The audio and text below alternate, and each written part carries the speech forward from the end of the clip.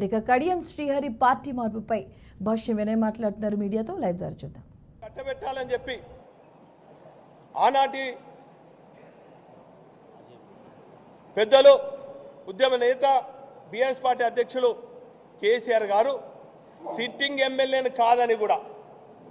ఆత్మీయ సోదరులు డాక్టర్ రాజయ్య గారిని ఒప్పించి మెప్పించి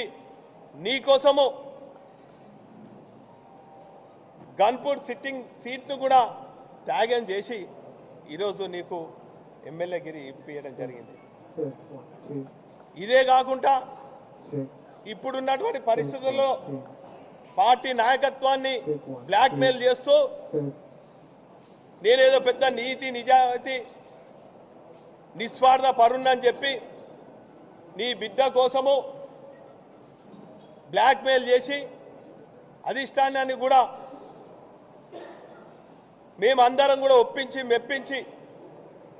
ఏదో సీనియర్ నాయకుడు అని చెప్పి మీ బిడ్డ అభ్యర్థిత్వాన్ని కూడా ఖరారు చేసి వారి గెలుపు కోసం గత కొన్ని రోజుల నుంచి నీ పైన వ్యతిరేకంగా అనేక వర్గాలు, అనేక సంఘాలు,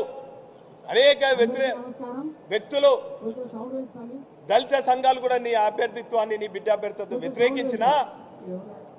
ఒక గులాబీ సైనికునిగా ఆ పార్టీ పటిష్టత కోసము పార్టీ ఆదేశం మాట్లాడి వారందరినీ కూడా ఒప్పించి మెప్పించే క్రమంలో నువ్వు ఒక ప్యాకేజ్ మాట్లాడుకొని